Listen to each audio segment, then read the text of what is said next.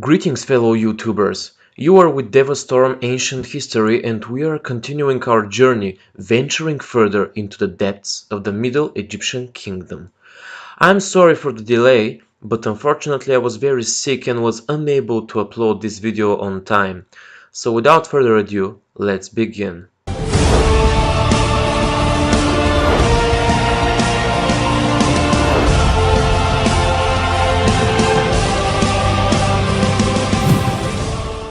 The early kingdom has fallen apart and this event lasted for some centuries. These processes were unfortunate for many aspects of the life in that time. The lack of one centralized government led to the impossibility to sustain order in the irrigation system of Egypt. I talked about this system in my previous videos. This circumstance had terrible effect on the Egyptian society and a large part of the population starved. Along with this, chances of the Egyptian aristocracy to get rich faded.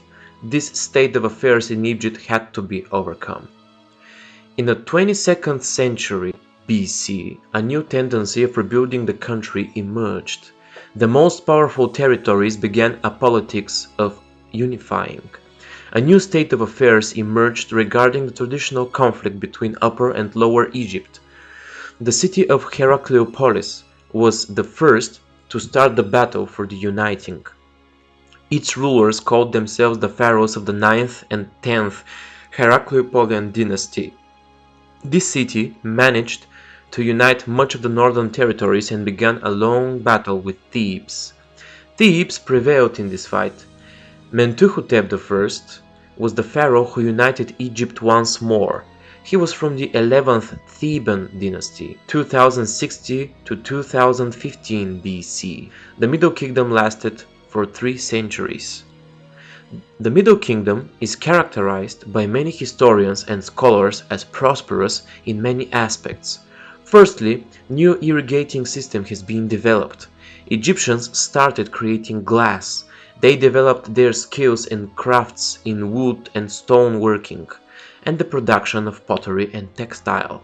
Egyptians traded with the neighboring countries of Nubia, Syria, Phoenicia, etc. Also, in this period, new building activities were held. Temples of different Egyptian gods like Ammon were built in Thebes. In the beginning of the Middle Kingdom, the politics were fragile and uncertain for neither of the pharaohs. After Mentuhotep I, came Mentuhotep II and III. In 15 years, this dynasty ended. Unfortunately, there are not many evidences on what actually happened. Amenemhet I was the successor and his goals were focused on the politics within the country because the conflict between aristocracy and the priesthood was raging on. He limited the power of the nomarchs. He focused on placing his own men around himself and tried to get rid of the inconvenient ones.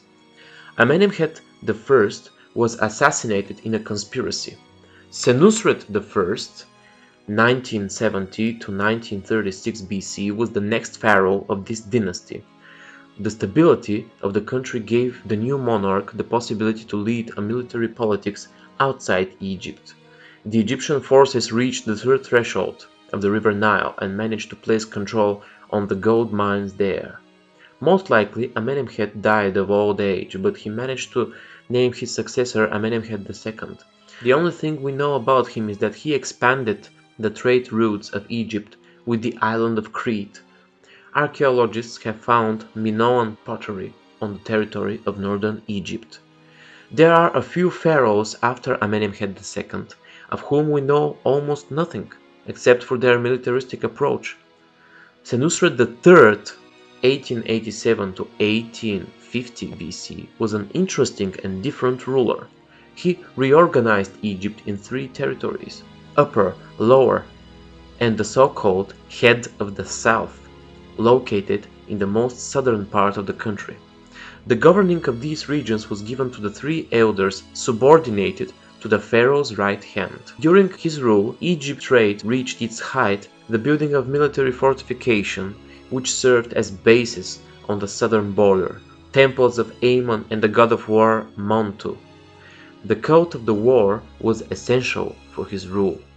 Senusret III was buried in the large pyramid in Dahshur. This pyramid is now mostly in ruins and has been robbed countless times in the past. So fellow YouTubers, that's it for today. This was just a part 1 video, so be sure to expect a sequel soon.